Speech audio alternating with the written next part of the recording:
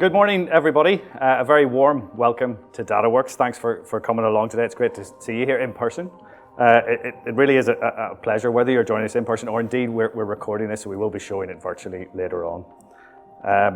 It's a unique space which we believe offers unparalleled opportunities, not just for current or future tenants, but also for the advancement of medical science globally.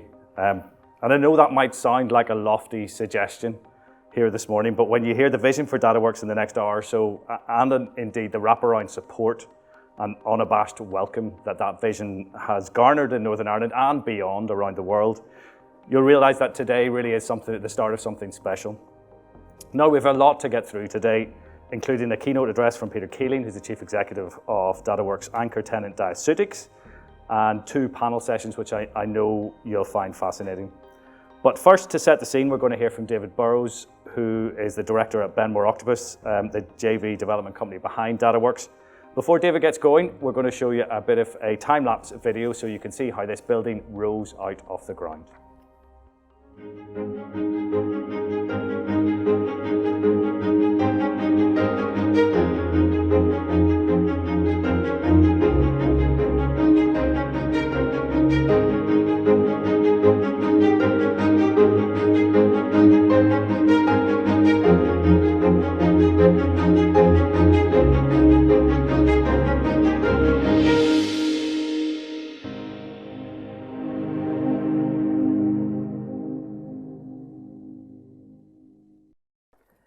Ladies and gentlemen, thank you for coming this morning and welcome to the Kings Hall Health and Wellbeing Park.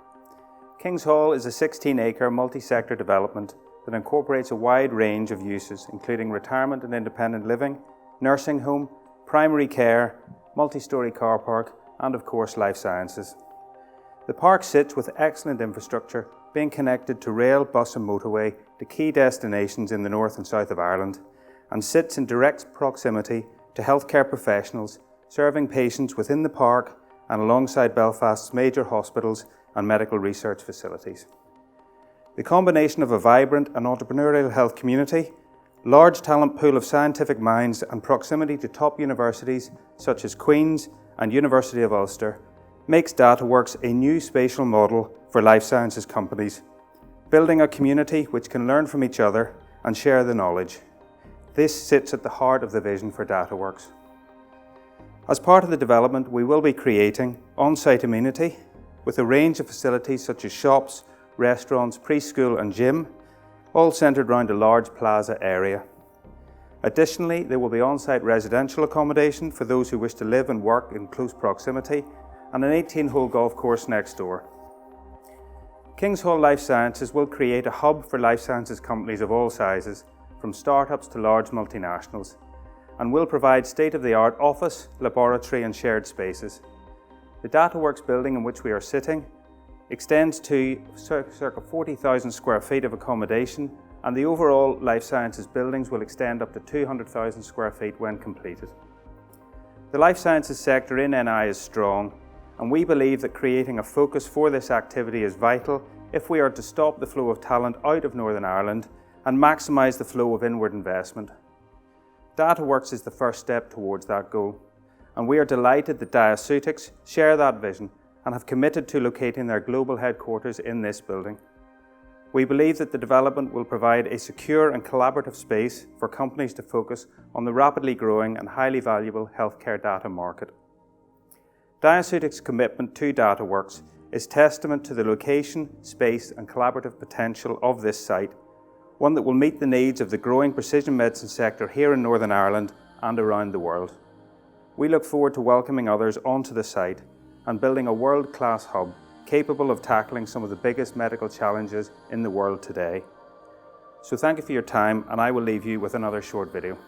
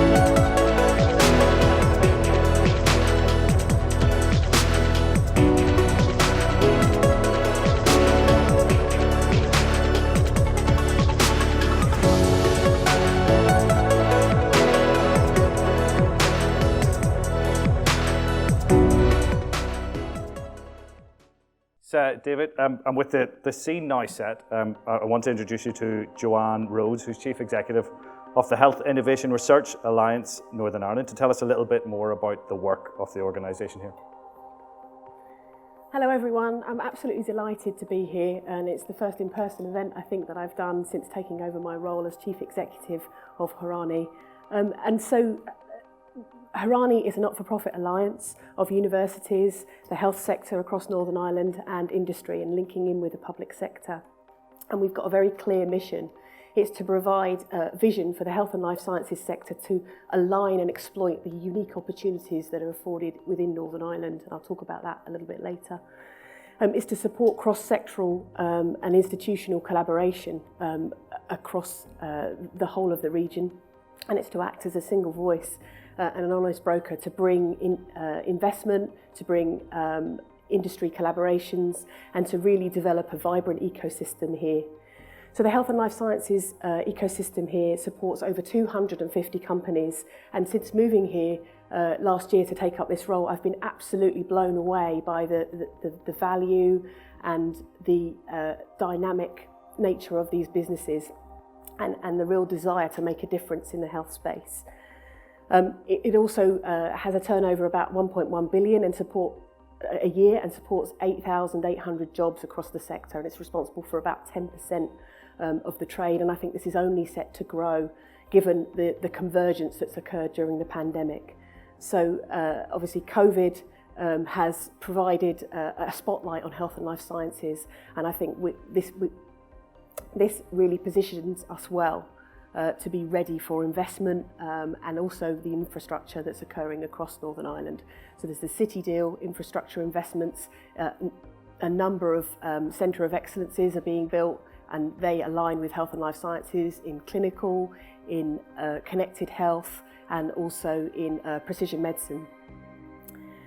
It's great to see the infrastructure here being built as well, and I think it's phenomenal to have just watched that video and see it rise from the ground. Health and life sciences is really a game of calculated risks, and I think this has shown a calculated risk in developing this building here and creating a real great space for the health and life sciences companies to meet and exchange ideas and create new ideas and new opportunities. So this leads me on to one of the things that I think is really exciting here. There's a real legacy of some of the larger companies in Northern Ireland in health and life sciences, Randox, Almac and Norbrook. But what we're seeing emerging now is a number of startup companies that are really leveraging the health tech scene. And it's great to see that, as I said, COVID has accelerated this. So I think there's a real opportunity to develop a diagnostics supercluster, because obviously diseases know no borders, and we need to leverage the data that we have already existing on patients to make sure that we can diagnose them earlier and treat them more effectively, and also, importantly, encourage patients to manage their disease more effectively. And I think that's where the value of a site like this really comes into the fore. It's going to have primary healthcare here, assisted living, there will be people walking past from the population as well, and so our rich, diverse scene that may be developing medical devices or trying to understand lifestyle and nutrition data that people will freely give to you, I think it's going to be absolutely key to developing new ideas that are going to impact health and life sciences going forward. So I'm really delighted with Harani to play a role in supporting the businesses here, and as I go around and make connections and hopefully meet more of you and meet more of the people who are watching this video as well, really understand what your strategic vision is and how that can align with Northern Ireland's strategic vision in health and life sciences, and really put us on the map for health and life sciences. Thank you. Thanks, Joanne. Great to hear the work that you're doing, and particularly because collaboration is so important to the future of the life sciences sector here.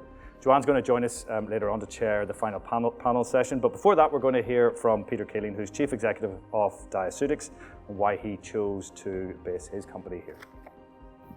Good morning. Isn't it great to just have a meeting? and look at the social distancing going on here. It's tremendous. So we're in a building called Dataworks, so it is only but appropriate that I talk to you about a little bit of data. And in fact, I'm going to talk to you about 3 epidemics, 2 ecosystems, and 1 vision. And of course, if I start with the epidemics, the best place to start with is the epidemic that we're all living under and have been living under for the last year, which is the epidemic of COVID. But COVID has reminded us several things, and Joanne already alluded to the fact that disease knows no borders, something we know very well in Northern Ireland. But to abstract that, and that is that the population here and the population in Beirut and the population in Boston have equally felt the hand of COVID affect its lifestyle. And it has reminded us that we live in a very, very modern and very connected world where disease really just spreads rapidly. And indeed, the response to those diseases is equally global. It's not regional, it is global. And to some of the life science companies that Joanne alluded to, some whose names you will know well, others you will not know yet, but I'm quite sure will become a force in disease management on a global stage. The other thing I would say that COVID has reminded is the importance of diagnosis and data. Diagnosis is the front line of disease. We are all obviously totally interested, what's the treatment, what are the vaccines? But just remember that before we had all those vaccines, it was who was tested, how were you tested, when were you tested? And I just park that thought with you for a second as to that was important, and we'll come back to that in a second. And of course, data is key. Have you not yourself been part of switching on the radio in your own house and saying, what's the R number, what's the infection rate? We've all become data specialists in our own way as a result of COVID. And the second epidemic that I want to talk about is one that I think is actually unfolding around us at the same time, and it's COVID plus cancer. So cancer, one doesn't necessarily think as an epidemic, but in many ways it is one of the diseases of our modern times. It is a disease, or a range of diseases that has spread very significantly across the planet. And as we start to understand those diseases, we start to create new treatment options, and there's been wonderful breakthroughs in that space. But the one thing I would say is that what we're really feeling is that there's a sense that COVID plus cancer will create impact for that 4th or 5th wave of COVID and its impact on disease, not just COVID itself, but on those other diseases. And in fact, I use that as a metaphor to say is that, again, here in Northern Ireland, we have the ability to bring those types of observations onto the international stage. And you'll see in your little packs there an abstract that was submitted to a cancer conference, normally held in Chicago every year, obviously held virtually, where that was a collaboration between ourselves at Diaceutics and indeed Professor Lawler, who you'll hear from later on at Queen's University. And again, it's indicative of what we want to do, to take the local knowledge and the local insights and bring them back onto the global stage. Disease knows no borders. Our insights know no borders as well. And we've just as much right to get out and speak about these things as anyone else. The third epidemic I want to maybe introduce slightly controversially is an epidemic of Alzheimer's. Again, a disease of our time, a disease of an aging population.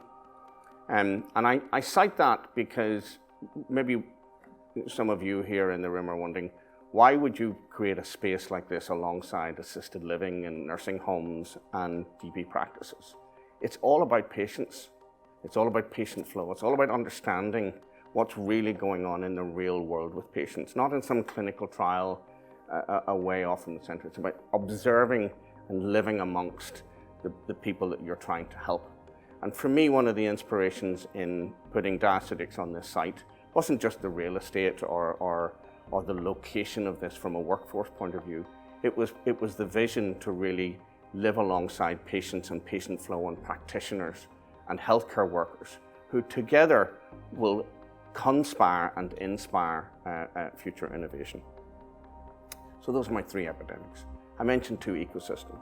So let me go to the first of those ecosystems, and I'm going to describe diagnostics as an ecosystem. Again, Joanne mentioned that there is an opportunity to create a diagnostic cluster here in Northern Ireland, amongst many other capabilities, no doubt. But just reflect for a second that diagnosis in many ways, and diagnostics are the poor relation of healthcare. Yet it's probably of equal importance in terms of transforming people's lives. I'll give you an example of something that our own data illustrates to us in lung cancer. So we have significant pools of lung cancer patient data inside Diaceutics, and we've been able to observe painstakingly the journeys that patients go from cough in lung cancer all the way through to a targeted treatment. And sadly, that is often a 4-year journey, 5-year journey, by which stage that disease has gone from probably early and highly treatable to very, very late stage and terminal. And along that way, we've also been able to observe the diagnostic events. There are some 10 or 11 typical diagnostic events that a typical lung cancer patient undergoes. Many of those, if you've all been touched again by cancer with relatives, etc. So we know the emotional roller coaster when somebody says you have a shadow on your lung or you're going for a biopsy. This entire diagnostic ecosystem is poorly understood, it's poorly managed, and yet has the key to really unlock a significant and profound change in disease management. So the reason why I believe that diagnostics and the data around diagnosis is critical is because whilst the entire planet has focused correctly on bringing forward new treatments, I think the world needs to shift and say is, before even people get the treatment, we have to find them earlier. We have to find the Alzheimer's patients when they're 40. We have to find the cancer diagnosis when they're 6 to 9 to 12 months into their disease. That is a diagnostic challenge, and we have the capability in Northern Ireland to both use the data and the science to bring those insights. We can stand on the world stage, we already are, and I think it's time to flex that muscle. So that's the first of my ecosystems. The second ecosystem I want to reflect is a very personal one to me, and that is I had the good fortune some almost 30 years ago to spend a year at MIT in Boston. And MIT is a wonderful building of a facade if you've ever walked along the Charles River and reflected on these beautiful stately buildings, this fabulous institution, which in itself sort of drifts up to Harvard and all the good things that you know there. But back then when I was at MIT, what struck me is that you walked out to the back of the building, to the hinterland of that, and it was an incredible wasteland. It was old buildings, old warehouses. It was a forgotten space. So the front looked fabulous. The academic spirit was thriving, but in the back was this tired, old, almost industrial legacy. But there was one company called Genzyme, which had the courage to set up in a warehouse. Started by a man called Henry Tremere, which I had the good fortune to meet. And I remember interviewing him for work that I was doing at MIT. And I literally said, why aren't you in Silicon Valley, or why aren't you in New York, or why are you here? This is a warehouse, for goodness sake. And he said, proximity will be everything in the future of medicine. Collaboration will be everything in the future of medicine. And I want to be alongside both the academic institutions and the students that are coming out of those academic institutions to drive Genzyme forward. And Genzyme might not be a name that is common currency to you today, but for those of us in precision medicine, we'll recognize it as one of the very, very early pioneers of precision medicine. And what struck me really as I went back to Boston about a year and a half ago, and I walked back through the front of that facade and into the back, what struck me is that it wasn't a wasteland anymore, and that the Genzyme domino had fallen, And around it now were Sanofi and Pfizer and Glaxo and Google and Foundation Medicine. In fact, it had become a thriving environment, an ecosystem of organizations that were collaborating together. And some of the most profound observations of our time are coming out of those institutions in that location. So it brings me, I think, to the vision. And actually, this isn't my vision. It's a vision of David and the team at Octopus, who back in 2015 were driving past this site, which had for so many years been, for all of us growing up in Northern Ireland, a place, a venue to go and to see various events. But they saw something else here. What they saw was an opportunity to create a home, if you like, a mixed use facility for life sciences, for well-being, and indeed for patient flow. And of course, it has gone through many manifestations. David and the team will tell you that, you know, they've had blueprints and ideas and concepts. But what they've had that has driven them forward is a singular vision to say, let's start. Let's take that step forward to put something on site and expect that bravery that Joanne alluded to. Let's take that step and build it, and let's see what happens. And so it was as I was listening and speaking with David and the CBR team very late on in their journey, they'd already fought the 3 Ps, the politicians, the planning and the pollution management issues. They were already well into that. And I saw, you know, this feels to me a bit like that experience back at MIT. You have to find a home, you have to start, and out of that start you create a domino effect. So it was a natural place for myself and the team at Diaceutics to say, let's come here. Let's be an anchor tenant. Let's be that first domino. Let's create a modern, thriving space, which, as again you've heard from David, what it aspires to be. And I have no doubt in my mind that they will deliver on that vision in pretty short order. And so, you know, welcome to the Dataworks, not just a space, not just an office building within a life science park that's coming out of the ground, but welcome to the Dataworks as a concept of collaboration, which we in Northern Ireland will both benefit from. We will hoover up the data, the insights, and most importantly, the professional assistance that the universities and others have provided to a business environment in Northern Ireland. And from my point of view, I hope that in years to come, people turn around and say that Diaceutics was a bit like Genzyme. It was the first domino, and as that domino fell over, others followed in its footsteps. Thank you. Thanks, Peter. I think it's so important to see and hear Peter's vision and just, you know, the real enthusiasm he has for it. I'm going to be using that line about the first domino now, quite a few pieces of copy in the future. Peter's going to join us back on stage shortly, but before that we're going to jump into our first panel session, which looks at the commercialisation of research in Northern Ireland. And to do that, I'm going to be joined on stage by Brian McCall from Cubis, which is the commercialisation arm of Queen's University Belfast. And joining us virtually is Luke Hake, partner in the health investment team at Octopus Ventures. Brian, if I could ask you to join me on stage. Thank you.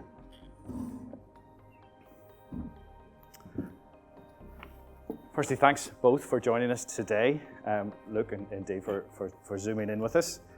First of all, Brian, I want to drill down on Cubis, and it's a key part in the Northern Ireland economy here and business in Northern Ireland. Can you explain what it does? Yep, it's nice to hear that, thank you. So we're the tech transfer of Queen's University.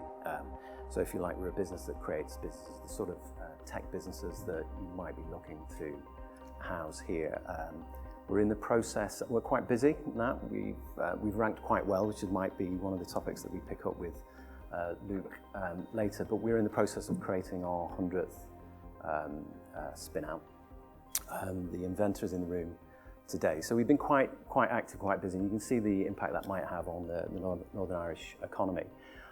If you like, those are the dominoes. I think probably the work rate in terms of creating those dominoes has not been sufficient previously for them to create that ripple effect. I think we're getting to that now. We create about 6 businesses a year. Most of those are investable propositions. We're investors as well. I'll come back to that. We have a portfolio at the moment of about 45 companies. It goes up and down as we create more companies, as we exit companies.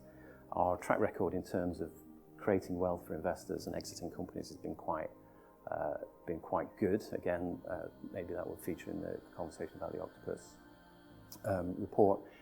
We're also we're an investor, so we often invest in these businesses before private investors will come anywhere near them. We're actually the third most active seed investor in Northern Ireland after Techstart and Clarendon, who we work with very tightly. And I think another angle to what we do is we're very hands-on in the way we create these companies, and we have a process. We've developed a process. And in fact, I mean, I think this is a bit of an opportunity for Belfast and Northern Ireland. We are almost the centre of entrepreneurial programs for the UK university sector. So we run programs such as iCure, which is the main Innovate UK program for helping develop spin-outs across the whole of the UK. That really is about making sure that we identify the market potential of these companies. Maybe come on to say something about that later. But it does provide a real possibility for Northern Ireland to be the kind of pipeline of tech companies, not just coming out of Queen's and Ulster, but the rest of the UK sector. Yeah, we've been involved in some of those programs, and it's great to see people from all over the UK and Ireland coming here to Belfast, because I mean the programs really are really important. Look, I want to bring you in. Can you give us a rundown of Octopus Ventures, what it does, and indeed your involvement in the life sciences sector? Sure. Look, really great to be here. So thank you everyone for listening in. So Octopus is really looking to invest in the ideas, technology, and businesses that are set to change the world. I guess we are an early stage technology investor, investing predominantly around 5 verticals. One of the key ones for us is health, which is subdivided into life sciences and bio, as we describe it, as well as digital health. But we also invest in fintech, consumer enterprise, and deep tech, which is a kind of catch-all and itself kind of leaks into the healthcare space, if you like. As a fund, we invest about 150 million to 200 million per annum into early stage businesses. And when I say that, I mean, these are early stage companies. So, smallest check sizes we write are around 1 million. Typical check sizes between 1 and 10 million. And these investments are into companies that may be in the very early stages of formation. So startups, spin-outs, we're one of the few larger institutions to actually actively invest in spin-out companies from universities. And we'll invest around 40 million, I guess, in the healthcare space in the next 12 months or so. But we also have the capacity to write larger checks, and I think this is important, and we can talk about this maybe a bit later, for the healthcare space. Clearly, spin-outs can be quite capital intensive, developing new technologies from IP, and so having the ability to write up to 25 million checks in follow-on rounds really gives us that capacity to invest from the very earliest stage and then to follow the business through its development life cycle, which is a real benefit to the academic founders, entrepreneurs, executives, because it enables us to continue on that journey with them without them necessarily needing to go out and raise external capital, albeit that's usually the case. From a life sciences perspective, and I was originally a biochemist, biotechnologist, and geneticist. So I spend quite a lot of my time thinking about the kind of frontier technologies in life sciences. So synthetic biology, biotechnology. I spend a lot of time thinking about data, as has been discussed, and how we make better use of data and federating that data and really taking it out of the silos in which it sits. Recently, I've spent a lot of time looking at platform technologies. So we tend to not invest in single asset therapeutics. We tend to be more of a platform technology investor. That's not to say we won't do that. It's just not necessarily our specialism. So I've spent recent weeks, as you'd imagine, or months looking at novel drug delivery systems for biologics and for difficult drug targets, if you like. Unsurprisingly, new vaccine delivery modalities. How can I stabilize vaccines and deliver them more effectively without necessity for cold chain? antivirals to go alongside that. We've spent quite a lot of time looking at cell and gene therapy and manufacturing technologies, really trying to bring those kind of life-saving therapies like CAR T, which are, reserved for the very few, more into the mainstream, and how can you do that to reduce the cost? And then finally, just commenting on, I guess, the diagnosis piece. We spend a lot of time thinking about how we can work with companies with large data sets to try and drive augmented diagnosis in the cancer space via machine learning, for example. So we've made a number of investments in that space over the years. Brian, Luke's talked about his involvement in the life sciences sector. What about Cubis? How important is it to the work that you're doing? Yeah, it's important. I think probably if you looked at the trends in the investment markets, generally you get about a third life sciences, 2/3 digital. Something it's inverted for us, and that's largely dictated by the fact that we are allied with a research-based Queen's University, which has certain strengths. So pharmacy, oncology, digital health, respiratory, vision sciences, those sorts of things. And so you can see the pattern play out in terms of our spin-outs. I think we announced 4 seed deals over the last month or so, and I think 3 of those were in the life sciences, so specifically Vasc Versa and Genome. So it's incredibly important for us, and developing the sort of investor relationships, as Luke says, to be able to fund those early stage is important, but to get to the next level, Northern Ireland has not always had a great access to capital markets, but as of yesterday, I mean, the sort of figures that Luke was talking about, in the tens of millions, we've executed a deal in that sort of bracket for the first time. It's not announced yet, so I'm not going to say very much about that. So for us, it's a really hot area of activity. And I'm hoping, with the alliances that we're going to build with Harani, and if we can find the right ecosystem places to place these companies, there's a real prospect of creating clusters. You can see it playing out already in that sort of health and digital. One of the companies I'm particularly close to is Sunrai, and there are many others in our portfolio that are precisely in that sweet spot between health and digital. And I think that will be a pattern that will play out for us and more generally in the economy. Look, from your point of view, I mean, I know you're investors as well, but look, from your point of view, how important is having university involvement at that early stage of development and commercialization of development in your investment decision? Yeah, I mean, I wouldn't necessarily categorize it as being important in the investment decision. I guess it's fundamental to actually, building an asset that is investable. So, unlike some of my colleagues who focus on startups, rather than spin-outs, virtually all of the opportunities that we're looking at are started in universities because of the heavy IP nature of what they're doing. So, we spend a lot of time working with research groups that have track records of successful commercialization. So, we spend a lot of time scanning the landscape, looking for universities that have got, a history of being able to take academic research and turn it into something that, is investable. And that's not all universities can do that, and certainly not all universities do that well. So, we spend time with TTOs, helping them to identify existing interesting opportunities. And we obviously need to have really good, strong relationships with those TTOs in order to ensure that when these spin-outs are formed, there's minimal friction with respect to IP transfer. Is the business set up in a way that is investable? Is there ongoing relationships with the university with respect to IP pipeline, for example?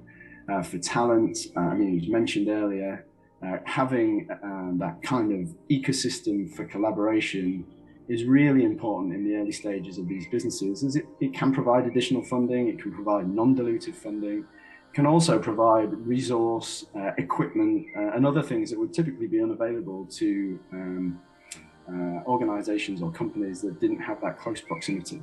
So it's super important to us. It obviously is, and I want to just move on to touch on the Octopus Ventures Entrepreneurial Impact Report. Cubis came top for 2 years in a row now. Yeah. It's only been run twice. Yeah, you barely mentioned it, Brian. Can I ask, first of all, just Luke, what is the entrepreneurial impact report, and what gives Cubis, what makes Cubis take the top spot now for the second year? Yeah, sure. And look, congratulations to the guys. We obviously haven't run it in the last year. We've given it a bit of break because of COVID, but we're certainly looking to rerun the ranking in coming years. So now the entrepreneurial impact ranking really, it focuses on UK universities' capacities to produce quality investor-ready spin-out companies. So the way we calculate the ranking is to take self-reported data from universities. So it's actually data the universities themselves produce around the total funding, the number of spin-outs created, disclosures, patents, sales from spin-outs. And we really combine all that data to create a kind of single score based on how we as investors would look at startup or spin-out companies. And Cubis have come top of that ranking for the last 2 years, as you say, and that really reflects the success of the team at just creating great spin-outs and critically having demonstrated success of those companies through exits. And many of those exits, I guess, have been in the life sciences space. So PathXL, digital pathology business acquired by Philips, or Fusion Antibodies, which is listed on the LSE. So I think the team have built just a really successful culture and process of high quality startup creation.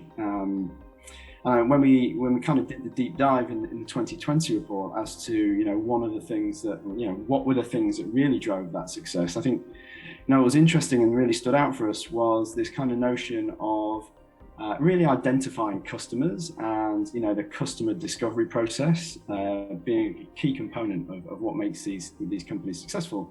Because I think oftentimes when you have spin-out companies, they may have a really interesting technology, maybe even a potentially interesting market, but for whatever reason, whatever they're doing, or indeed maybe the market isn't there for them to actually sell anything. And I think what Cubis has done a fantastic job of is really understanding the need for the product or service and being able to capitalize on that knowledge to create really successful companies. And not only does that help sales, but it also just helps with talent and recruitment, which is such a key factor because folks don't want to join spin-outs if they don't believe there's a market for what they're doing. And obviously a nice commendation for the work that you're doing. Thank you. Yeah, good. Okay. Well, guys, thanks so much for your time today. It's been really interesting. We could talk for a lot longer. That brings us to the end of this first panel session and on to our final panel session, one which has a stellar cast, and if you excuse, we're just going to have a few seat rearrangements. We have with us for the final panel session, Aislinn Rice, who's Managing Director at Analytics Engines. We have Professor Mark Lawler, who's Professor of Digital Health at Queen's University, Belfast, and Scientific Director at Datacam, the UK's Health Data Research Hub for Cancer. Also joining us again is Peter Keeling from Diaceutics, and this session is going to be chaired by Joanne. We've got a stellar cast here. I'm going to ask each of the panellists just to go around and introduce themselves very briefly. Mark, would you? Yeah, hi everybody, and those who are viewing as well. Mark Lawler, I'm Associate Pro Vice Chancellor and Professor of Digital Health at Queen's University, Belfast, and I'm also Scientific Director of Datacam, which is the UK's Health Data Research Hub for Cancer. Thank you. And then Aislinn. Hi everyone, I'm Aislinn Rice. I'm Managing Director with Analytics Engines, formerly a graduate of Queen's University, Belfast with a PhD in chemistry, and thank you very much for inviting me here today. Brilliant. Peter, we've already had your intro, so thank you for that. So fantastic. So if I can come to you first, Mark, can you just give a flavour of the work that you do at Queen's? Yeah, no, absolutely. So 5 years ago, actually this month, with colleagues, I published a paper in the New England Journal of Medicine. And in that paper, I talked about this idea of a cancer knowledge network. Thankfully, 5 years later, we've actually achieved that. And we've achieved that here in Belfast. And it's really looking at how do we turn data and also information into intelligence. And that's really that's what gets me up every day. And how do we do that for the benefit of patients? But that's why I'm in this job. The job that I do is to look at how can we use data to really inform earlier diagnosis, as Peter said, better treatments, but also things like better rehabilitation and return to normal life, because that's what patients want. And you need to be able to collect data on that as well as on the other areas in genomics, etc., which is obviously an area that I also work in. And what we found was that that's really important in terms of not only understanding what's happening, so what's happening in the patient or in the population, but also using it to actually develop those new diagnostic tests, the ones that will actually allow us to detect cancer earlier, therefore treat patients much more easily and much more effectively, and also then use it to diagnose or to design new treatments. And one of the things Peter said earlier on is it's very critical that we all need to work together on this. This is a team game. It's not an individual game. Ivory towers are out the window. This is a team game. And what we've found is working together, and that's working together with patients. We have a very strong patient and public engagement and involvement group who are part of DataCan, working with our medical doctors, working with our scientists, and also working with the industry. And bringing that sort of glue together of all those different talents and expertise is how we achieve a real difference for patients, and we get fair value for patients, for the National Health Service, for academics, but also for industry. And it's looking at how we do that most effectively. It's what I think allows us to do this in Northern Ireland. We may be small, but we punch above our weight. And one of the ways in which we do that is because we can actually look at things on a population level. 1.8 million people in Northern Ireland. We can actually do that type of work and look at the whole population and also contribute to and lead 66 million person analysis right across the United Kingdom. Fantastic. And just to tease it into that a little bit more, how important is it, and what's the value that companies like Analytics Engines and Diaceutics brings to that? Yeah, incredibly important. As Peter already mentioned, we've been working together in relation to COVID, and I'll come back to that later. But that's very much a partnership, looking at how do we use that data, particularly on diagnosis, in relation to what's the impact of something like COVID on that diagnostic journey, but also looking at things like health economics. So we need to be practical. We need not only to think about how we use data in the context of genomics or health, but also how do we actually justify the costs of things. And we've had a very strong knowledge transfer partnership with Diaceutics, where we actually bring our health economics expertise to bear to address critical issues, critical challenges. Similarly with analytic engines, you're looking at ways in which we can use that data. A number of researchers in Queen's are working very closely with analytics engines in that regard. So we see this as critical. It's not an add-on. It's not something, I'd like to do that. That's how we're going to deliver the best for our patients, new diagnosis, new treatments, new rehabilitation, return to normal living. Brilliant. Thank you for that, and I can see that it's key. So Aisling, if I can ask you, as a business, how important is it for you to have close ties with academic institutions and also hubs such as this? Sure. So Analytics Engines is a company, we are obsessive about data, and our objective is to provide our customers with value from their data. And if I can just maybe strip back to some very simplistic terms, we have very broad capability in our organisation, from data engineering, data science, right through to AI and machine learning techniques. But when you look at the set of challenges our customers are having, you can really distill them down into 3 areas. And I think they are around scale, just the sheer volume of data that exists out there, and how do you start to extract value from that data. The fact that still data remains very siloed. And when you're looking at data in that silo, it doesn't become effective as a contributor to decision making and intelligent reasoning. So how do we get better connections between that siloed data sets? And also, how do you contextualize that data? How do you take relationships and patterns and observe those across the data sets? And of course then it is who can access that data. We have a shortage of data scientists and analysts, and one of the key aspects of our business now is in the whole area of democratizing data. And that basically means making it accessible to our customers. Analytics Engines is a spin-out, very proud spin-out from Queen's University, and I had the pleasure of sitting on the Cubis board for 8 years, so I'm very aware of the extreme importance of having that collaboration. You know, our market, as I think you'll hear from most of the speakers today, is evolving very, very fast. The technology is moving at an incredible pace.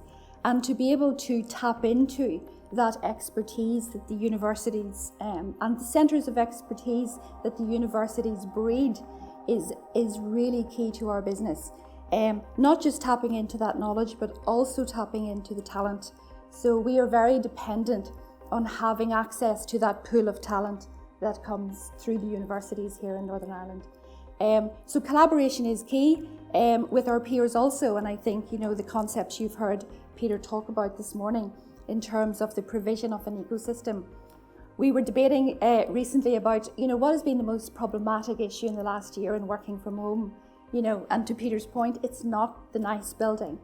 It's the ability to share knowledge, to have those informed discussions, to have that opportunity to exchange and create new ideas. So absolutely key for our business is that continued collaboration with the universities and our peers going forward. Fantastic to hear, and I think it's going to be enabled by these sorts of facilities and the network that's being built across the region. So Aisling, just to sort of continue with that, if we think about the next phase of data analytics, what we're looking to in the future, what do you think is the major way in which individuals and companies are going to benefit from that? Look, I think there are phenomenal steps forward in the whole area of AI and machine learning and the commoditization of those aspects as well. But when I come back to my point in your earlier question about the accessibility to data, the availability of connecting data from disparate data sets, and then being able to present that to users who are not necessarily coming forward with a software or programming background. And at Analytics Engines, we are delighted to be launching our search and discovery platform, which does exactly that. The platform is called Minerva, and it addresses those key challenges. It enables users to interrogate their data, to connect their data, and to do all of that in a low-code or no-code fashion, which again hits to the point of democratizing our data. The framework is built in such a way that we can keep abreast of the developments in the AI space, and our users can avail of those going forward. That sounds fantastic. And just to go back to you, Mark, has COVID reshaped the importance of this data sharing in healthcare? Let me tell you a story. It starts off with a personal story. 29th of March 2020, my uncle died of a COVID-related illness. And one of my colleagues, who's an oncologist in Croatia, Edward Vidoliak, while reaching out to me to sympathise with me on my loss, also shared with me this chilling fact. He said, people are fearing a COVID-19 diagnosis worse than a cancer diagnosis. So I thought about that and I said, yeah, that's actually true. Anecdotally, we've heard similar things in the UK. This is back in March, so right at the start of the pandemic. So we decided, okay, is this true or not? And how are we going to know that? The only way we're going to know that is actually to study it, to actually collect data from across the United Kingdom. So that's what we did. We collected data from hospital trusts across the United Kingdom. We looked to see what was the impact on the diagnostic pathway, what was the impact on the treatment pathway. It was very severe. We found that 7 out of 10 people who had a suspicion of cancer, who would normally be referred on to specialist cancer services to see if they had cancer or not, that wasn't happening. 4 to 10 people, their chemotherapy was being delayed. This was absolutely disastrous. So we immediately shared that data with the 4 chief medical officers around the United Kingdom, with the National Cancer Director. And that actually caused people then to say, oh, there's a problem here. We need to address that problem. We then presented that data to the European Cancer Organization, which is Europe's largest multi-professional cancer organization. They straight away set up a focus network, which I'm privileged to co-lead. That's led to us developing by bringing together people from right across Europe, bringing together expertise. We set up a 7-point plan that we launched. We now have a Time to Act campaign, which we launched with the European Commissioner for Health and Food Safety, and in looking at ways in which we can actually get that message across to the community and also use that information to drive better care for patients. So there's just an example of how a simple statement led to a piece of work, and we've continued that work then with Peter. He mentioned it, the abstract that you see there in your folders at ASCO, represents really important work that's practical. So I like the name of this, Dataworks. Yes, data does work, and that's what we did. We used data to actually understand what was happening and highlight the problem. And the problem is a very significant problem. And Peter is right, unless we do something about it, this problem will become the next epidemic, a cancer epidemic. But we only were able to find that out by using data and by working together. If we hadn't have done that and got the cooperation of the hospital trusts, everything we do, as I say, goes past our patient committee. If our patient committee say don't do it, we don't do it. And it's that trust and that really important way in which we work together, truly together, is the way in which we're going to use data. So I always use the phrase, data can save lives. Yes, it can. Data works. Yes, data can work. And that's the way in which we're really going to use data to drive both better care for our patients, but also better innovation. And using that innovation to really think differently, to bring the best minds together, the different people in this room, the different people who are on this call, working together, using data for the betterment of mankind. Fantastic, and I think there's another phrase I know that Peter uses a lot as well, is data for good. I was just going to bring you in, Ashlyn, there. Can you discuss data for good and how data analytics can provide wider societal benefits? Yes, well, I think we're all convinced that data really works. It is, the recognition now for businesses and public and private agencies to take informed decisions based on a data strategy is absolutely critical. And I think, we've had the great fortune to work across many different sectors. For example, working with the Education Authority, ensuring safer transport for our children to and from schools, making sure more operational efficiency in terms of the fleet of vehicles used.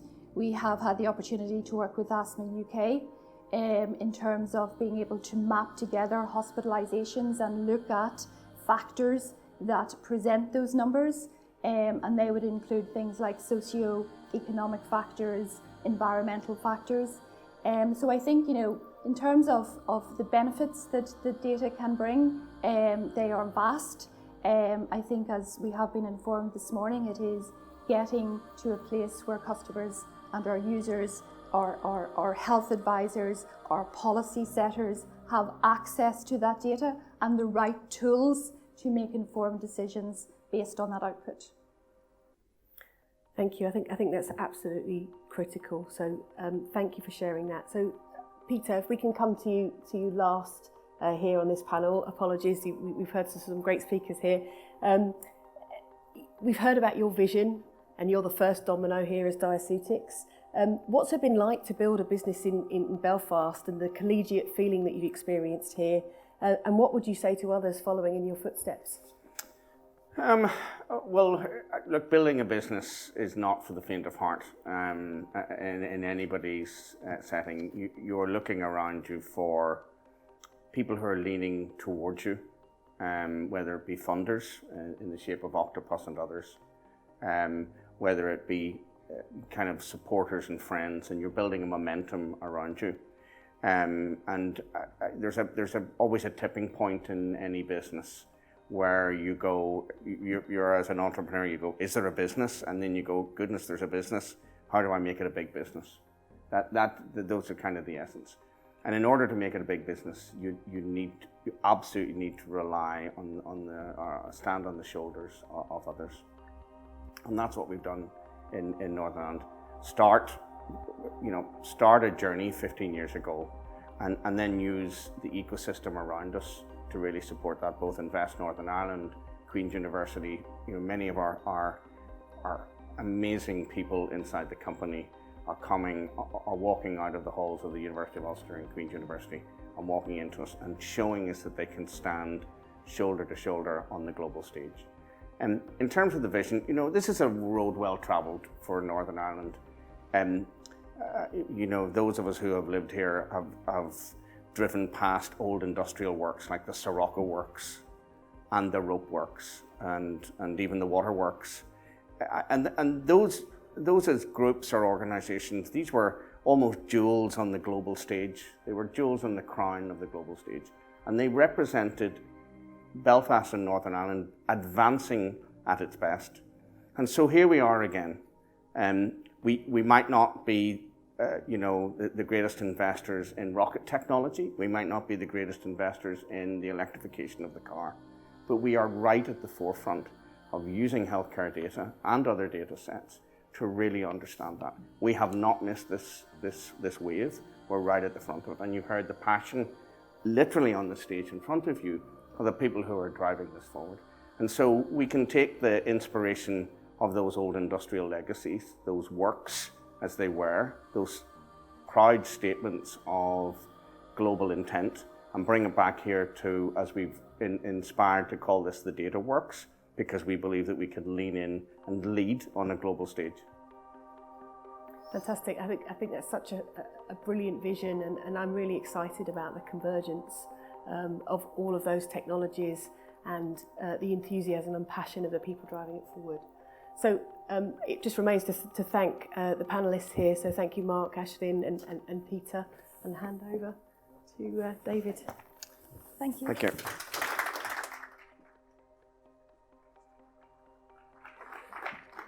Thanks, everybody. That brings our proceedings here to a close.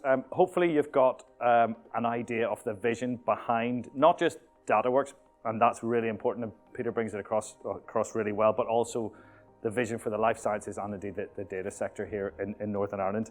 I hope you enjoyed this morning's session.